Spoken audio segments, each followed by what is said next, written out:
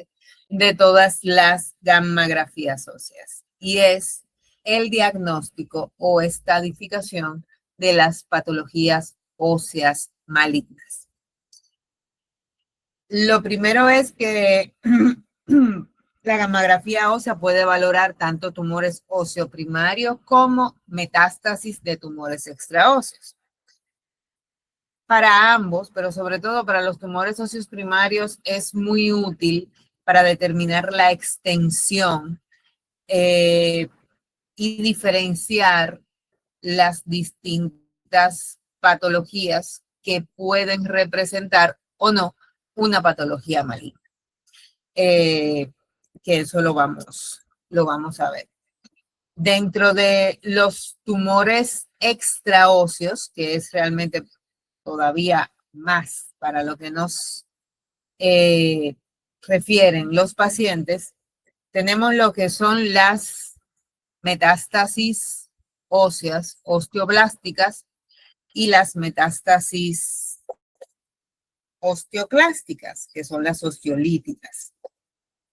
¿Ustedes saben cómo se ve tomográficamente una metástasis lítica versus una metástasis blástica? No, profe. Ok, eso es importante. Déjame ver. Déjame ver.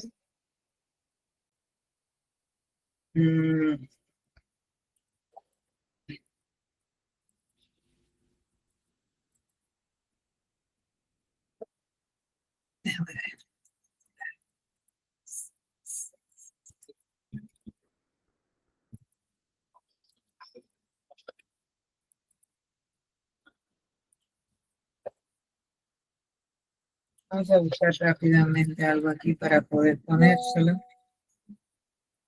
para que ustedes entiendan de qué estamos hablando. Okay.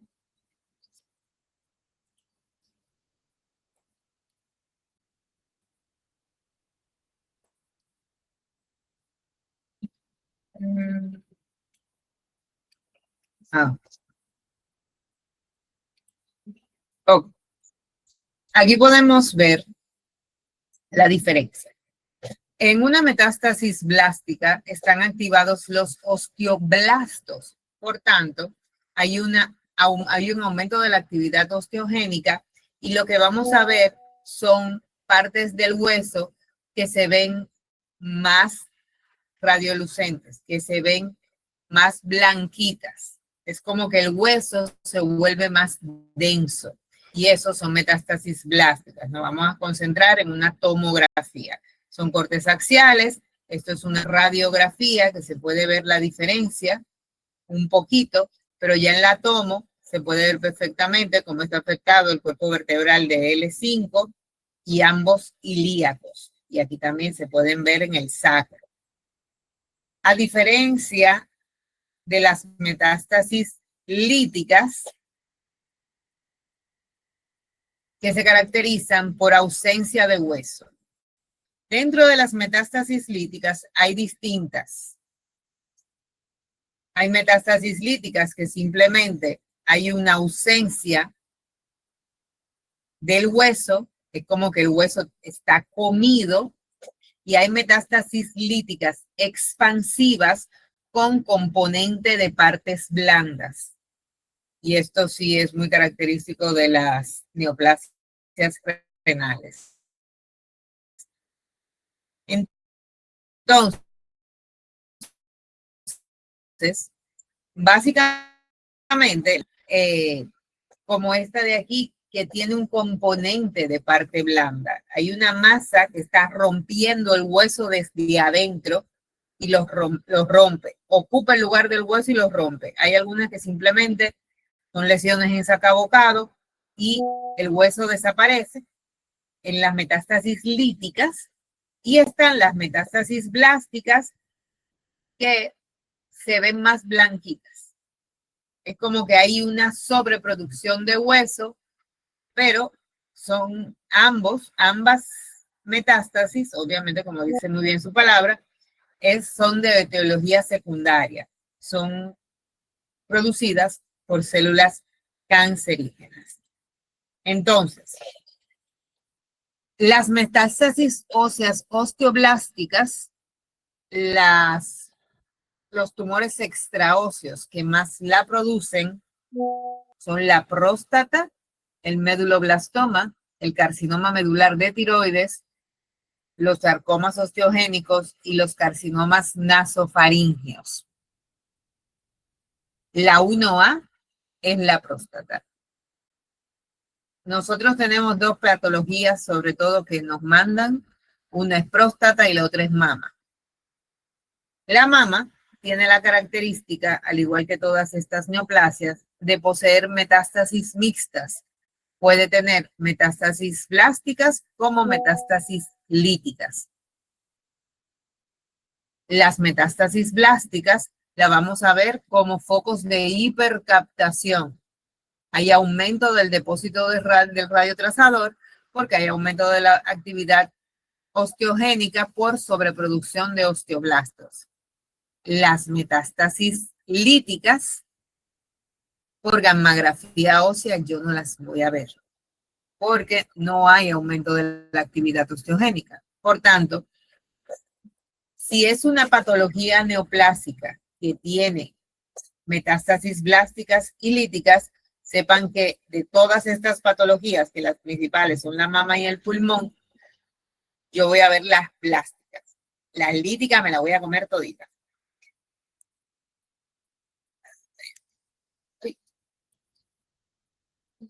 Entonces, ¿cuáles son las principales aplicaciones? ¿Para qué mandan a hacer la gammografía?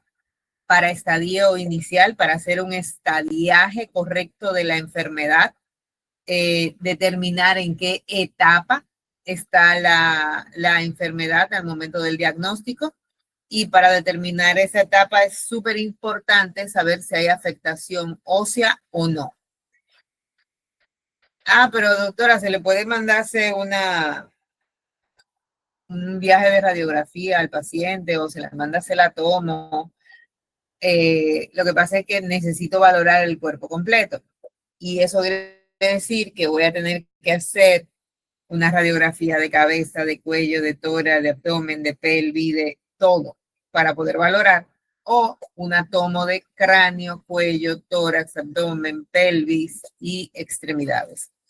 Cuando con la gammografía ósea, con una sola dosis de radiación, puedo valorar el cuerpo completo. También sirve para monitorizar tanto la respuesta a la quimioterapia como a la radioterapia. Y esto sirve para saber cuándo modificar el tratamiento. En el caso de la radioterapia, saber si está funcionando la dosis de radiación que se le está dando a esa metástasis. Y en el caso de la quimioterapia, los oncólogos tendrían la oportunidad de cambiar la línea, el esquema de quimioterapia que se le está dando a ese paciente porque no está respondiendo correctamente. Y también para detección de áreas de riesgo de fracturas patológicas. Hay fracturas o hay lesiones líticas que están... Ay, yo cerré la página. Espérate. Hay lesiones líticas que están muy involucradas o que ya han afectado mucho, bastante, alguna parte estructural vital, por ejemplo, del cuello femoral, y esto puede causar que haya una fractura patológica en el cuello femoral si tengo una lesión lítica que prácticamente se lo ha comido por completo. Y entonces, ahí, previo a que suceda la fractura, se le puede decir que por favor, por ejemplo,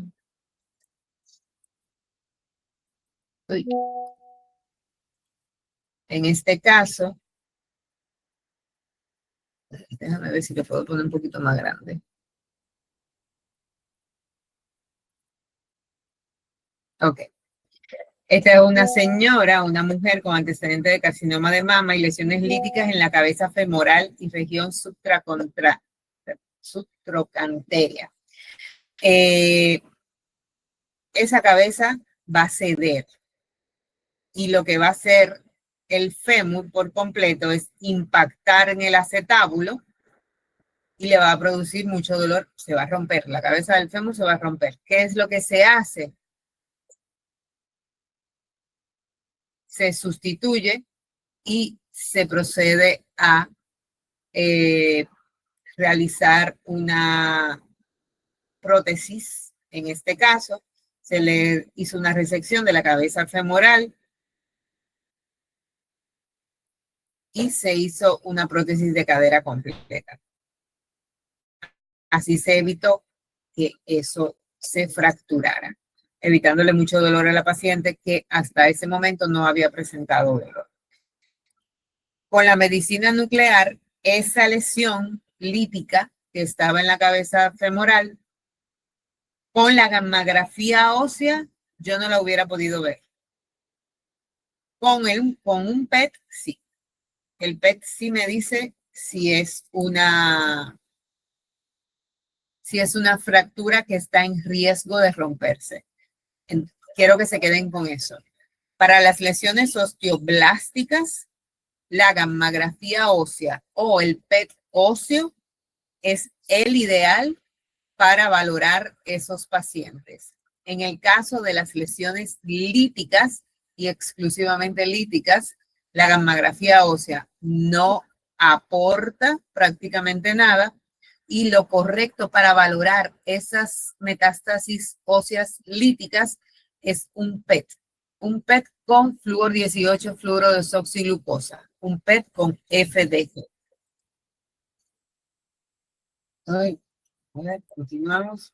Entonces, por ejemplo, para valorar esa respuesta a tratamiento, en este caso de una paciente, en el 2008 tenía múltiples focos de hipercaptación a nivel del maxilar, a nivel de columna cervical, clavículas bilaterales, arcos costales bilaterales, columna dorsal, lumbar, sacro, ilíacos bilaterales, fémur.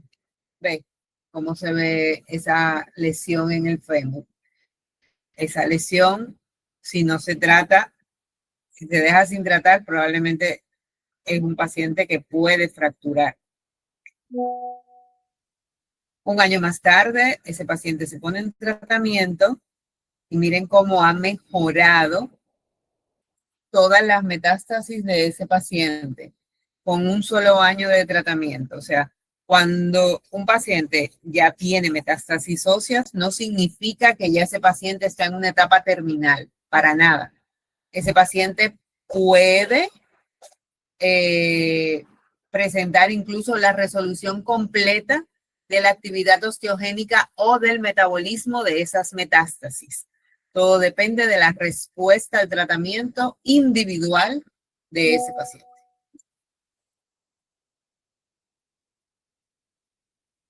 Según la neoplasia, según el cáncer que tenga ese paciente, podemos tener diferentes patrones gammagráficos en las metástasis. Hay algunos pacientes que tienen metástasis óseas únicas, una lesión focal solitaria. ¿Y qué pasa? Y aquí vuelvo a entrar con la historia clínica muy bien hecha que deberían tener todos los pacientes. Los pacientes oncológicos tienen derecho a caerse, a tener un accidente de tránsito, a romperse un hueso por la razón que sea. Y como la gammografía es altamente sensible pero poco específica, si no tengo dentro del historial de ese paciente que tuvo una fractura hace 6 meses, una única fractura y solamente tengo un foco de hipercaptación en la fractura, entonces puedo poner una metástasis ósea única cuando en realidad lo que el paciente tiene es una fractura. Entonces, hay que tener mucho cuidado, hay que hacer una buena historia clínica. Los pacientes que llegan al servicio de medicina nuclear del INCAR, aparte de la que ustedes le deben de indexar al paciente, allá también se hace un breve historial clínico al paciente porque han pasado muchas cosas. Y siempre es necesaria la comparación con otras técnicas diagnósticas para ampararnos en cómo luce una lesión. Gracias a la tecnología, podemos las gammagrafías óseas fusionarlas con las tomografías en el caso de que los servicios no tengan una gamma cámara SPECT-CT, que ya directamente puede hacer una imagen híbrida o una imagen de fusión. En este caso tenemos una paciente con un cáncer de mama que tiene un foco de hipercaptación a nivel de L5. Gammagráficamente la imagen del SPECT no me saca de dudas, pero cuando se fusiona y utilizamos la imagen híbrida, me saca por completo de dudas y me está diciendo que esa paciente a nivel de los elementos posteriores del L5S1 tiene.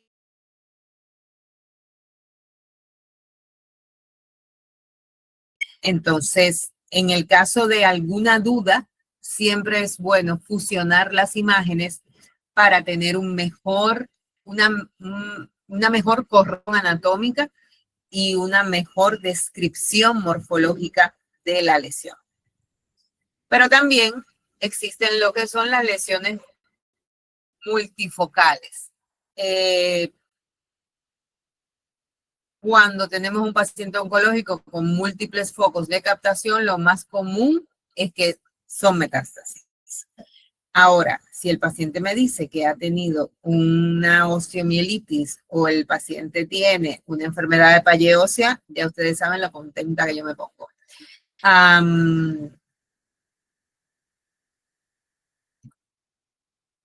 Por tanto, es muy importante aprender a diferenciar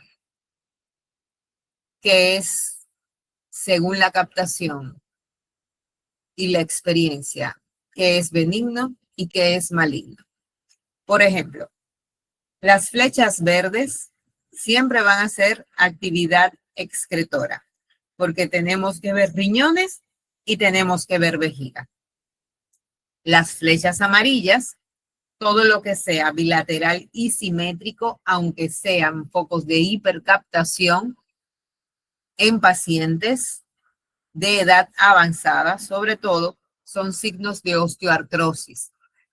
Siempre las grandes articulaciones, mientras más va pasando el calendario, tienden a crear lo que se llaman osteofitos, que son depósitos de hueso que se van uniendo a la superficie, a la cortical del hueso.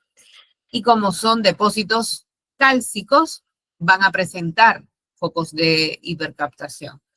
Pero normalmente no hay una articulación que sufre más que la otra. Se nos degenera todo al mismo tiempo. Entonces, hay osteodegeneración bilateral y simétrica a nivel de las articulaciones acromioclaviculares bilaterales, las rodillas, los tobillos, los pies. Normalmente, siempre que vemos estos focos bilaterales, no me vale uno, tienen que ser bilaterales, son signos osteoartrósicos que corresponden a osteodegeneración asociada a la edad. Ahora, en esta paciente tenemos este hermoso foco de captación en el tercio medio del fémur. Yo tengo 3 captaciones distintas en la misma paciente. Excreción fisiológica, actividad benigna por cambios osteoartrósicos y una metástasis, una patología maligna en el tercio medio del fémur. Esta misma paciente, vamos a darle seguimiento a través de los años, y es una paciente que durante los primeros 4 años esa metástasis permaneció estable. Todos los controles presentaba igual. Y de repente empezaron a aparecer más dentro del mismo fémur, más focos de captación. Y ya luego, miren cómo todo el fémur se tomó por la lesión. Apareció un foco en el fémur contralateral y se afectaron también las vértebras tanto lumbares como dorsales. Entonces, en este caso, la paciente duró 4 años para progresar, para que las metástasis óseas incrementaran. Y también está lo que se llama afectación difusa y global o patrón de superscan. Este patrón de superscan está muy asociado a la próstata y muy asociado a la mama, pero sobre todo a la próstata. Es como cuando les mencioné el martes, que todo el radiotrazador que se inyecta se pega a hueso y no queda absolutamente nada para excretarse por los riñones. Eso lo que quiere decir es que hay tanta, pero tanta enfermedad a nivel del hueso que prácticamente no hay un solo hueso que no esté tomado por células cancerígenas. Al simple ojo podría pasar como una gammagrafía normal, pero el paciente está bastante perjudicado. Cuando vemos esto, obviamente decimos, ay, Virgen de la Altagracia, pero ese paciente si estornuda se rompe. Es una próstata, el paciente está feliz y contento y te pasa por al lado y te dice, doctora, nos vemos el año que viene. Normal. Porque a menos que esas metástasis estén afectando la médula ósea, el paciente no le duele. Ahora, esto es muy fácil de diagnosticar. Muy fácil. El problema es esta. Porque esta parecería una gammagrafía normal. Más sin embargo, este paciente está peor que este. Aquí no hay un solo hueso que no esté tomado.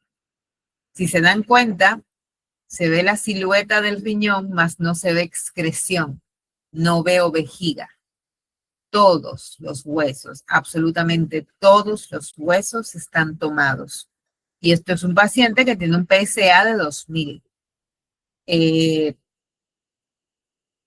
PSA solamente es hasta 4. Este señor lo tiene en 2000. Entonces, eso es lo que se llama un patrón de superscan, que es una afectación difusa y global de todo el esqueleto axial y apendicular valorado.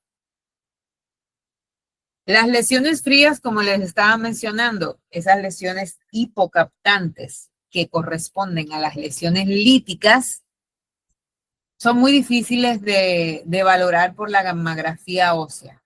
Entonces, la verdad es que no se utiliza la gammografía, no se debe de utilizar la gammografía ósea para valorar ese tipo de lesiones, porque básicamente lo que estamos haciendo es poniendo al paciente a gastar dinero para que yo no le diga nada, a consumir dinero del seguro para que prácticamente no se le diga nada.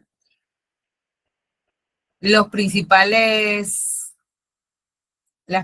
neoplasias que dan lesiones exclusivamente líticas son el mieloma múltiple, el carcinoma de células renales, de células claras renales, y la mama, pero la mama también me da metástasis blásticas. Y ahí la gammografía ósea sí que puede ayudar. Y miren la diferencia. Esto es un paciente con un mieloma múltiple en el que yo estoy viendo gammagráficamente 1, 2, 3, 4 y 5 lesiones. Proyección anterior, proyección posterior. No veo más. Más sin embargo, cuando se les realiza un PET scan con FDG, esta lesión es esta. Esa la estoy viendo. Esta lesión probablemente sea esta. Esta lesión probablemente sea esta. Pero ya luego me estaba comiendo 1, 2, 3, 4, 5, 6, 7, 8, 9, 10, 11 lesiones mal contadas. Porque la FDG realmente capta en las lesiones líticas. Aparte que el mieloma múltiple es una enfermedad que puede dar afectación de partes blandas, o sea, de órganos internos o darme adenopatías, y las partes blandas no pueden ser valoradas por la gammagrafía ósea, porque como su nombre lo indica, solamente ve lo óseo.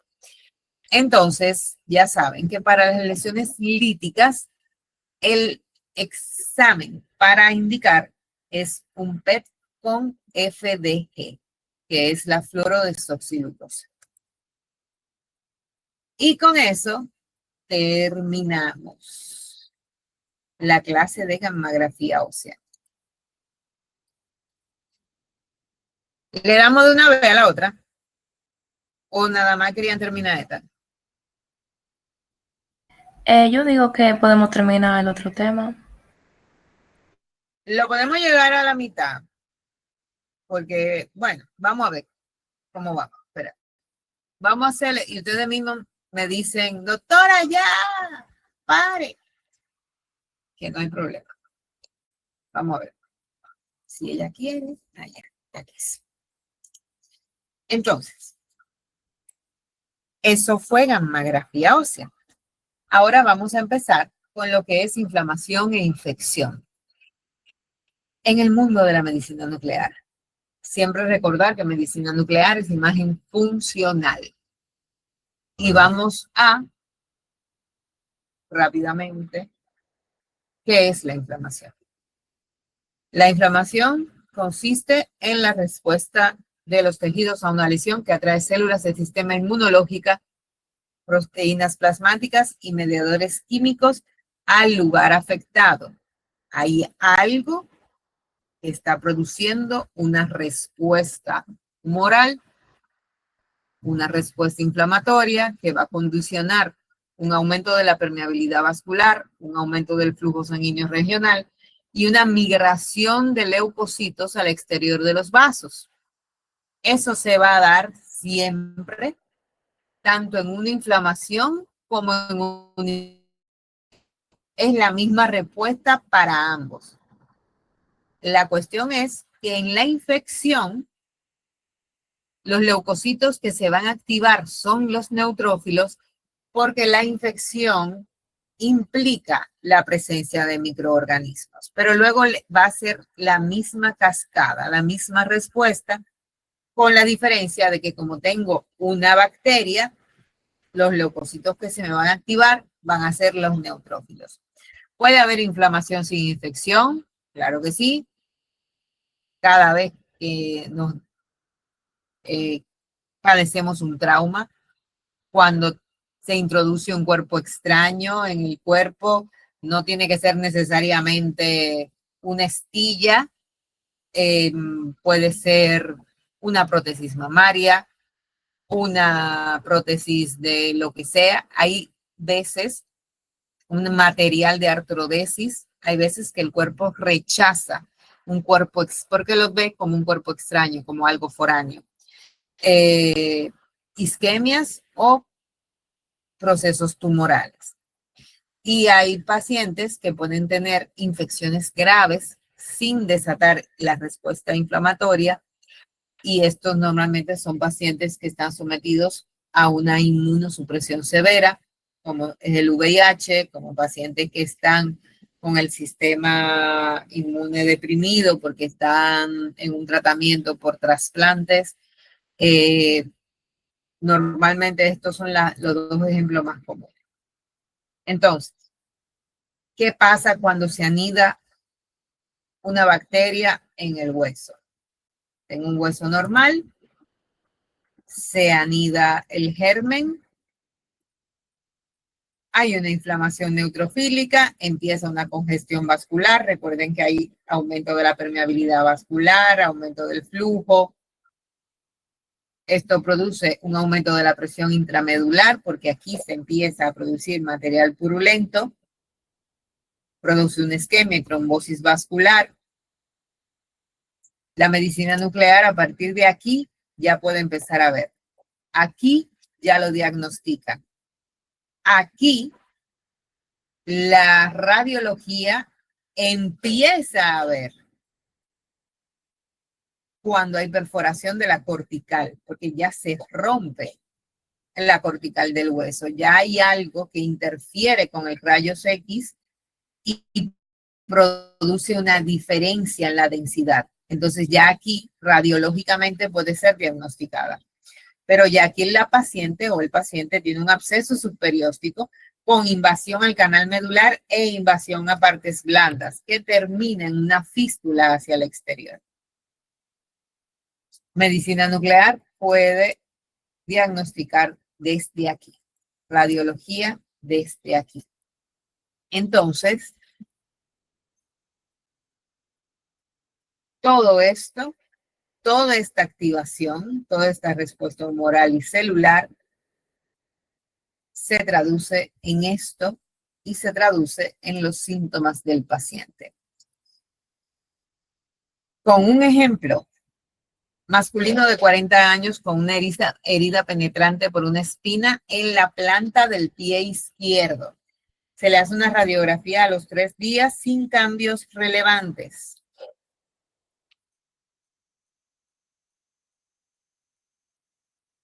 Proyección plantar, acercamiento de esa proyección plantar, cortical de todos los huesos conservadas, normal.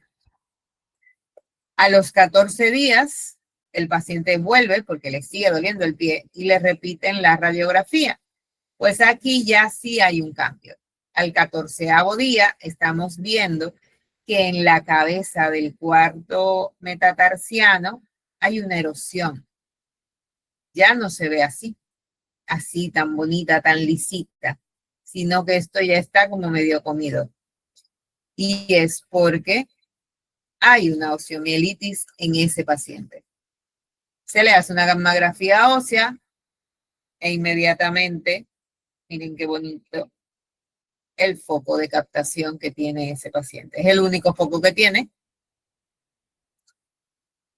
Se le hacen, en este paciente se le hizo unas planares, bueno, se le hizo una gammagrafía dinámica en 3 fases, fase vascular y fase angiogammagráfica positiva y la fase ósea también positiva. Entonces tengo las 3 fases de la gammografía ósea dinámica positiva con esa radiografía blanco y en botella leche. Ese paciente tiene una infección, tiene una osteomielitis aguda. ¿Cuáles son los radiofármacos que más utilizamos para diagnosticar una infección? Vamos a ver el citrato de galio. Vamos a ver los leucocitos. Vamos a ver anticuerpos monoclonales antigranulositarios. Vamos a ver el PET scan con FDG. Vamos a ver los difosfonatos, que ya los acabamos de ver, por ejemplo, en este. Y vamos a empezar con los nuevos. Citrato de galio. En los años 70 fue la piedra angular de la gammografía de infección y de seguimiento del linfoma, de los linfomas, de patologías hematológicas. Tiene 4 fotopicos y una semivida física de 78 horas. ¿Cómo llega el galio al sitio de infección, nosotros vamos a inyectar el galio por vena y va a circular en el plasma ligado a la transferrina. Ya cuando llega al sitio de la infección, al sitio de la injuria, se desliga de la transferrina para unirse a la lactoferrina a nivel lisosomal en el sitio de la injuria, en el sitio donde están las bacterias. Entonces, el galio lo inyectamos por vena, se une a la transferrina, viaja en la sangre ligado a la transferrina y cuando llega al sitio de la infección se desliga de la transferrina y se fija a nivel lisosomal a la lactoferrina. La lactoferrina es liberada por los neutrófilos, por eso es que directamente ella va a pegarse de la lactoferrina, porque son los neutrófilos quienes las están sintetizando.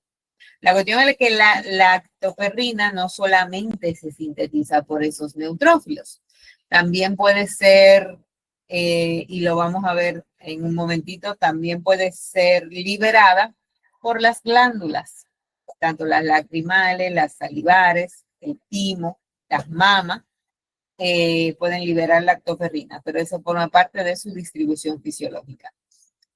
El citrato de galio tiene una eliminación bastante lenta. Ya vimos que tiene un periodo de semidesintegración físico de 78 horas. O sea que el paciente, yo le inyecto hoy y yo no voy a hacer una imagen hoy. Yo mando a ese paciente para su casa y le digo, don, vuelve en 2 días. La cuestión es que eso solamente estaríamos hablando de la parte física, del periodo de semidesintegración del isótopo radioactivo. Recuerden que un radiofármaco tiene 2 partes, una física y una biológica. En el caso de la biológica, tiene un aclaramiento todavía más lento, tiene una vida media todavía más lenta, de 25 días. No quiere decir que el paciente va a estar radiando 25 días. El periodo de semidesintegración físico del isótopo va a decaer muchísimo antes que esos 25 días de la vida media del fármaco. El galio, a diferencia del resto de los trazadores que hemos visto, no se elimina, no se aclara por vía renal, sino que se aclara por vía intestinal, se elimina por vía gastrointestinal. Entonces, siempre vamos a tener mucha captación en el colon. Las transfusiones y el contraste para la resonancia magnética. En el caso del galio, hay que tener mucho cuidado. Ustedes, como médicos referidores, cuando ustedes le hacen transfusión al paciente o le mandan a hacer la caterva de estudios que le entregan todas las hojas a los pacientes al mismo tiempo. Y no le dicen cuándo hacerse uno primero que el otro. ¿Por qué? Porque si ustedes me le mandan a hacer una resonancia magnética contrastada y un rastreo de galio del paciente, y por la razón que sea, ese paciente se hizo la resonancia primero, no voy a poder ver absolutamente nada con el galio. ¿Por qué? Porque el medio de contraste que se utiliza para la resonancia magnética, que es el gadolínio, se une exactamente a los mismos sitios que el galio. Y es algo que dura mucho para desligarse de esos sitios. O sea, si yo hago una resonancia magnética, tengo que esperar mínimo de 1 a 2 semanas para poder realizar un rastreo de galio y que ese paciente se hidrate bastante para facilitar un poco la salida del radiotrazador. El gadolinio se une exactamente a la misma lactoferrina y se queda ocupando ese sitio de unión durante mucho tiempo. Entonces, siempre que se haga, que salgan esas dos indicaciones al mismo tiempo, siempre es bueno realizar el galio primero que la resonancia magnética. La resonancia se la puede hacer al otro día después del rastreo de galio, sin ningún problema. Después de realizar la imagen del rastreo de galio. Y ya, sin ningún problema, se puede realizar su rezo. Con las transfusiones, recuerden que el galio viaja ligado a la transferrina. Si yo acabo de transfundir a un paciente, yo voy a tener muchos sitios, mucha guagua disponible para que el galio se monte. Y al final lo que voy a tener es mucha captación en partes blandas y el galio no va a llegar a ningún lado porque va a estar montado arriba de toda esa transferrina así nueva. Por tanto, también se prefiere que no se transfunda a los pacientes previo a un rastreo de galio. Esta es la distribución normal del galio. Vamos a ver mucha captación en el hígado de manera fisiológica. Vamos a ver captación en el vaso, no tanta como en el hígado. Y vamos a ver sistema gastrointestinal. Recuerde que su eliminación fisiológica es por el sistema gastrointestinal. Entonces van a ser los órganos que más se van a radiar. Hablamos también de las glándulas salivares, lacrimales y las mamas, que también sintetizan la lactoferrina. Entonces, de manera fisiológica, por la razón que sea, están activadas, me van a captar. Si el paciente ha estado llorando mucho previo al estudio, me van a captar. Una paciente en edad, en desarrollo, las mamas me van a captar. Una paciente con una mastitis o una paciente que esté lactando, las mamas van a captar y van a captar mucho, interfiriendo bastante con el resto del estudio. Y en los pacientes pediátricos es normal ver el timo, porque el timo todavía está en esos pacientes, no ha involucionado. Por tanto, es una captación fisiológica normal, así como los centros de crecimiento van a estar activados en la gammagrafía ósea, en la gammagrafía de galio en pacientes pediátricos, tenemos que esperar una distribución fisiológica, captación fisiológica de galio en el timo. El paciente, hay algunos servicios que pueden preparar al paciente dándoles enemas o laxantes. O algunos médicos referidores dicen, bueno, tu cita para el galio es mañana. Pues mira, prepárate y tómate este enema. No. ¿Por qué? Porque lo que realmente hace un laxante o hace un enema es provocar una respuesta inflamatoria a nivel de la mucosa intestinal, produciendo un exudado inflamatorio que te limpia, ¿verdad? Pero eso me va a inflamar las asas intestinales, que de por sí ya me están captando mucho. Entonces, no, al final lo que va a hacer es que ese galio todavía renda más en esa gammagrafía. Precauciones de contraindicaciones relativas, embarazo y lactancia. ¿Por qué digo relativas? Porque en el tercer trimestre del embarazo se podría realizar una gammagrafía siempre valorando riesgo-beneficio. Ya una vez el feto esté completamente formado y no hay otra opción en esa paciente, podría realizarse la gammagrafía bajo consentimiento informado. Y en lactancia, como es un fármaco que dura tanto para excretar, también tiene que ser una situación muy excepcional para poder realizar el rastreo.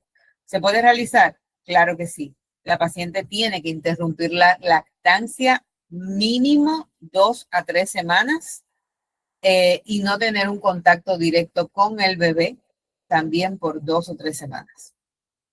Ya luego de aquí, lo que ustedes tienen que saber es que las imágenes, una vez que yo inyecto al paciente, el paciente debe de volver a las 48 horas a realizarse la primera imagen, un rastreo corporal total. Si en ese rastreo corporal total se produce un foco de captación intraabdominal, se vuelve a citar al paciente a las 72 o 96 horas para entonces realizar una imagen diferida. Todo con la misma dosis. Yo no vuelvo a inyectar ese paciente. ¿Y por qué se cita más tarde a ese paciente? Porque lo que yo vi a las 48 horas si es una captación fisiológica a nivel del marco colónico, o sea, excreción que está saliendo, y a las 72 o 96 horas ese foco se mueve, definitivamente es porque es actividad excretora fisiológica y no un foco patológico intraabdominal. Las principales indicaciones del galio: infección de prótesis articulares, osteomielitis, sobre todo osteomielitis vertebral, sarcoidosis, enfermedades pulmonares inflamatorias, pie diabético y fiebre de origen desconocido. Leucocitos marcados. Si yo tengo algo que mi cuerpo produce para ir a combatir una infección, pues yo voy a coger ese mismo algo y le voy a pegar un isótopo radioactivo para que ese leucocito, que es ese algo que se produce, vaya y me lleve mi radioactividad al sitio de la infección para yo localizarla exactamente dónde está. Los leucocitos, ¿saben? Se producen en la médula ósea, tanto como los hematíes, tienen una vida media de 2 semanas, pero una vez que se producen y llegan al sitio de la infección, duran 6 horas para destruirse o eliminarse. Sus valores normales de 5.000 a 11.000 por milímetro cúbico. Y aquí los leucocitos podemos marcarlos con 2 isótopos radioactivos. El tecnesio, de toda la vida, 6 horas de periodo de semidesintegración, un fotopico, o lo podemos marcar con el indio 111. Ese indio 111 que vimos en gastro para los estudios de vaciado de doble isótopo. Indio 111 con una semivida de 67 horas y 2 fotopicos. Estos dos son los que básicamente voy a elegir para poder marcar los leucocitos. Y se marcan 2 compuestos distintos dependiendo del isótopo. El indio 111 marca la oxina. La oxina, que es la hidroxiquinolona, es un complejo liposoluble que quela iones metálicos como el indio. Se utiliza en urgencia para intoxicación de metales pesados. Y su mecanismo de migración es la diapedesis o quimiotaxis. Y eso como es, básicamente. Vamos a crear el complejo de indio 111 oxina. Lo vamos a inyectar. Esto es un complejo liposoluble que lo que va a hacer la oxina es introducir al medio intracelular al indio 111 y quedarse afuera. Ella le abre la puerta, la radioactividad entra en la célula y como se separa el complejo, se pierde la liposolubilidad y ya el indio 111 queda atrapado dentro de la célula y no puede salir. Simplemente espera su decaimiento y ya la célula se encarga de eliminarlo. El tecnesio, ya con el tecnesio yo utilizo lo que se llama HMPAO. El HMPAO lo van a volver a ver en Médica 2 porque es el hexametilpropileno de aminoxina. Ese nombre no se lo tienen que aprender. Ahora, HMPAO sí, porque lo van a ver en neuro. Es un radiotrazador que se utiliza para estudiar la perfusión cerebral. A partir del 86 se descubrió que también podía ser utilizado como trazador de infección. En este caso, su mecanismo de captación es, creamos el complejo, es un complejo lipofílico que entra al completo dentro de la célula. Y una vez que entra dentro de la célula, cambia y se vuelve un complejo hidrofílico quedando atrapado sin poder salir. Y es un mecanismo de captación. Para poder realizar esto, se necesita de un técnico o un médico de un médico nuclear debidamente entrenado en marcar leucocitos, porque estamos hablando de una técnica in vivo vitro. In vivo vitro porque vamos a extraer una muestra, un fluido orgánico del paciente, en este caso sangre, lo vamos a manipular en una campana de flujo laminar y vamos a volver a inyectar el resultado de esa manipulación en el paciente. Por tanto, esto debe de hacerse bajo estrictas condiciones de asepsia y una manipulación cuidadosa de todo esto. Necesito que cuando ustedes allá dentro de unos años manden a hacer una gammagrafía con leucocitos marcados, antes de enviarla, ustedes verifiquen que su paciente está con un alto recuento leucocitario y se van a dar cuenta por qué. Bueno, lo mínimo que necesito son 5,000, pero le agradezco a que esté más alto. Vamos a extraer 50 cc de sangre, se va a anticoagular. Vamos a centrifugar y en esa centrifugación se va a aislar el plasma, los glóbulos rojos y los glóbulos blancos. Todo esto es del plasma. Estos son los glóbulos rojos. Y hay una línea prácticamente invisible, que es esa línea blanca que aquí se ve dibujada, pero que aquí no se ve prácticamente nada, que son los glóbulos blancos. Lo que procedemos a hacer es extraer la mayor cantidad de plasma rico en leucocitos, dejando la mayor cantidad, o ni siquiera tocando ese botón.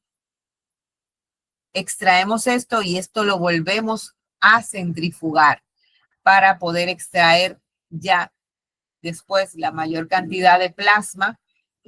Esta es la centrifugadora. Y lo que quede ya en la segunda centrifugación, luego de extraer la mayor cantidad de plasma, eso es lo que vamos a marcar, ya sea con 500 microcurios de indio 111 o 40, 50 milicurios de tecnesio HMPAO.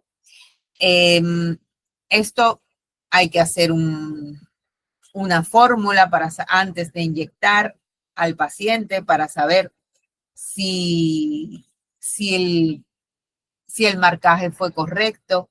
Hay que medir la actividad y hacerlo rápido, porque no pueden haber pasado más de 2 a 4 horas de yo haber extraído esa sangre antes de volver a inyectar al paciente.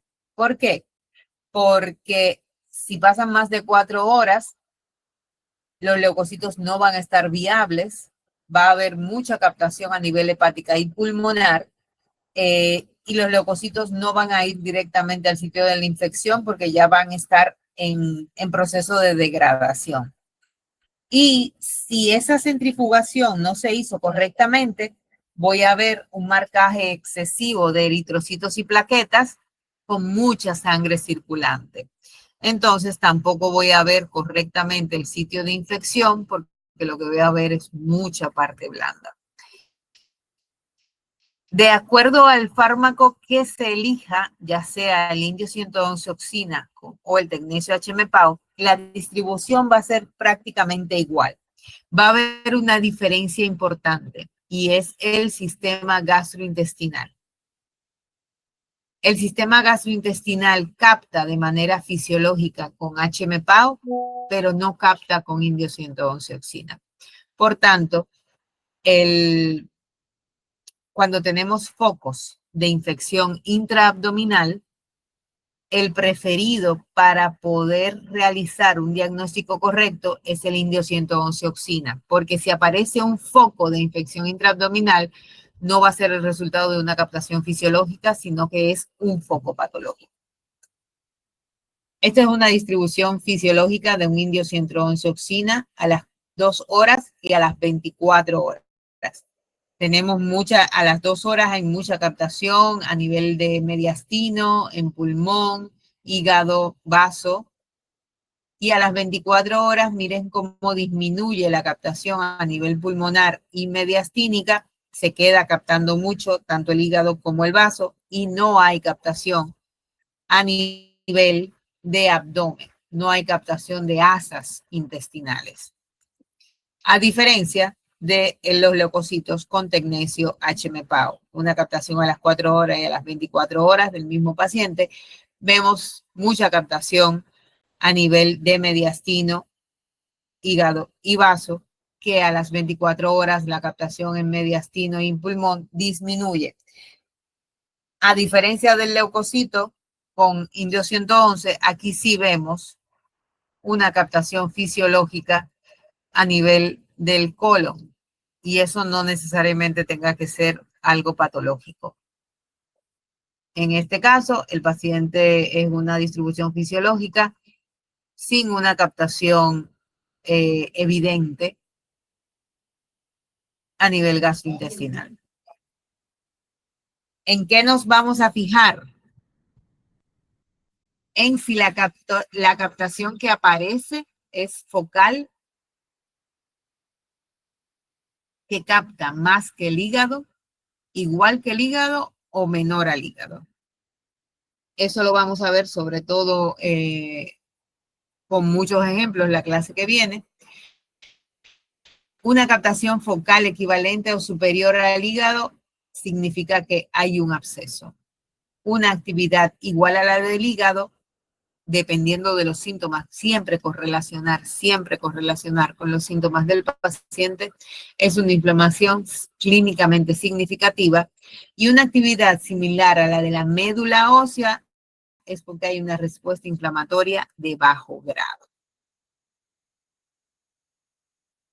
Los leucocitos marcados con anticuerpos, que son los anticuerpos antimonocitos. ¿Han oído hablar de eso anteriormente?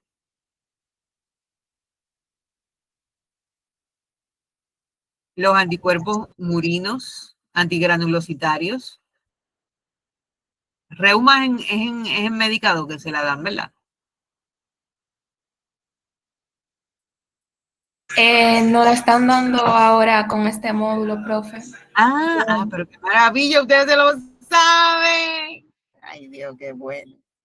Bueno, pues los anticuerpos monoclonales, ya ustedes saben lo que son. Qué emoción. Ya ustedes saben cómo se crearon entonces, a partir de las células del mieloma, anticuerpos murinos, que todavía hoy en día se utilizan, murinos porque vienen de las ratas, pero que actualmente son 100% humanos y son el pilar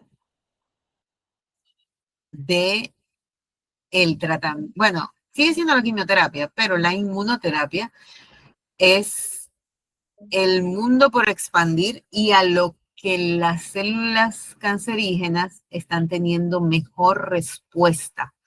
La inmunoterapia, sobre todo en cáncer de pulmón, ha significado un antes y un después en pacientes que están con bastante carga tumoral y que están teniendo tratamiento con osimertinib y, por ejemplo, y la verdad es que cuando le hacemos el seguimiento, esos pacientes es como que la enfermedad ha desaparecido por completo. Entonces, es algo que vale la pena que estudien, que entiendan, porque la mayoría de las enfermedades, cuando se descubra cuál es el antígeno de membrana sobre el cual hay que actuar, todas las patologías pueden empezar a tratarse de esa manera. Entonces, la medicina nuclear obviamente no se va a quedar atrás. Y nosotros utilizamos eso desde el año de la carracuca, porque directamente tenemos el sulezumab y el fanolezumab. El sulezumab, o MAB, porque es murino, es un fragmento PAP IgG1 marcado con tecnesio. Y esto es especialmente utilizado para diagnóstico de infección en prótesis de rodilla. Es muy bueno trazando esa captación y realmente para la prótesis de rodilla cuando está disponible, y por eso cuando está disponible no hay nada que lo supere. Ahora, está disponible en tan pocos sitios que no es el más utilizado. El fanolezumab es un anticuerpo monoclonal tipo IgM que va a los antígenos CD15, a los antígenos de membrana CD15, y está especialmente utilizado en la apendicitis aguda. Miren, que hasta parece un divertículo de Meckel, miren qué bonito. Pero no, en este caso es un paciente con una apendicitis aguda, tomográficamente inespecífica, en fase temprana. Se le puso su fanolezumab, a la media hora empezó a captar y a la hora, miren cómo aumentó el foco de captación en la fosa ilíaca derecha. Es altamente sensible para la apendicitis aguda. Los mismos leucocitos también se pueden marcar con Fluor 18. Ahora, es una técnica muy laboriosa, es una técnica en la que el técnico o médico que está haciendo ese marcaje va a recibir mucha radiación y es una técnica que no es tan estable a la hora de realizar las imágenes. Entonces, tiene una eficacia de marcaje de un 80% solamente, el cual te deja un 20% de incertidumbre. Entonces, no es una técnica, no es la más fiable. Y ya de por sí, la FDG es un radiotrazador que se puede utilizar perfectamente como trazador de inflamación o de infección. La fluorodesoxiglucosa es un análogo de la glucosa, que es el radiotrazador preferido en PET para patologías oncológicas. Pero ¿qué pasa? Los procesos inflamatorios y los procesos infecciosos consumen glucosa. Por tanto, ellos también van a sobreexpresar FDG. A nivel de reuma, tenemos las vasculitis, tenemos las enfermedades inflamatorias intestinales, y es una técnica excelente para determinar la extensión de los brotes de una enfermedad de Crohn. Aquí podemos ver, eso es un PET, aquí corte coronal, corte axial, Si simplemente nos vamos a estos cortes, podemos ver asas de hilio que está con las paredes engrosadas e hipermetabólicas. Pero lo bonito es verlo aquí. En el volumétrico podemos ver exactamente la extensión que actualmente tiene el paciente de la enfermedad. Y es un brote agudo de una enfermedad de Crohn. En el caso de las vasculitis, con las arteritis de células gigantes, lo que tenemos es la inflamación de la capa media de las arterias, en el caso de la vasculitis de grandes vasos. ¿Qué pasa con el diagnóstico de estos pacientes? Esto se hace con biopsia de la arteria temporal. Pero como a nivel de la arteria temporal es una afectación parcheada significa que hay un segmento de la temporal afectado, seguido de uno sano, seguido de un afectado, seguido de uno sano. Cuando al momento de la biopsia se toma una parte sana de esa temporal, pues la biopsia va a dar negativa a una vasculitis. Y aquí interviene la medicina nuclear. Esto es una paciente, esta fue una paciente mía. Una polaca, paciente de 29 años con fiebre de origen desconocido y sospecha clínica de arteritis de células gigantes. Esta paciente, ahora que es el Miss Universo, ustedes ven la argentina o la chilena, esa era ella. Igualita, porque de hecho cuando la vi dije, ¡ay, María! Se llama María. Pero parecía que tenía 50 años. Completamente avejentada, doblada, le dolía todo, estaba empezando a perder la visión, con una biopsia de la arteria temporal bilateral negativa, pero todas las características de una arteritis de células gigantes. En ese momento estábamos desarrollando los protocolos para saber si la FDG valía para esto. Y la verdad es que valía. Miren qué bonito. Y como digo, cada vez que yo digo, miren qué bonito, mientras más bonita está la imagen, más perjudicado está el paciente. Entonces, miren qué bonito.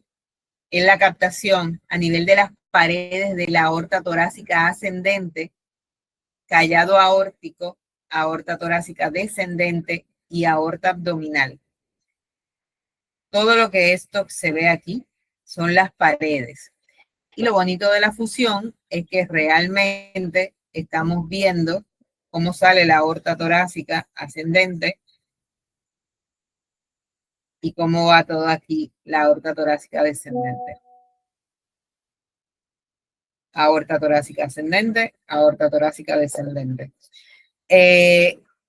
Es muy importante tener un diagnóstico antes de poner un tratamiento. No simplemente se pone por sospecha, porque el tratamiento al final puede hacer más daño que bien en un paciente, porque se trata con metotrexate y hay muchos pacientes que pueden hacer edema agudo de pulmón. Dime, Eddie. Ay, profe, perdona que le interrumpo, pero yo no sé si solo soy yo, pero yo no aguanto mal cansancio. El del Yo día entero cogiendo tampoco. Yo tampoco. No, no se preocupen. Si ya de hecho terminamos, si ya le iba a decir y hasta aquí lo dejamos, porque ya, no, pero claro, pues ustedes tienen que estar reventados. Pero no se preocupen, porque de hecho, entonces terminaríamos la próxima clase y ya tendrían la otra para estudiar. Porque ya con esto adelantamos un mundo en todo esto. Así que sin ningún problema, váyanse a cenar, se lo merecen, cenen bien y vean Miss Universo, que hasta yo me voy a poner a verlo. así mismo. Cuídese, ¿Verdad profe. que sí? Adiós. Bye. Bye, profe. Bye, profe. Bye, profe.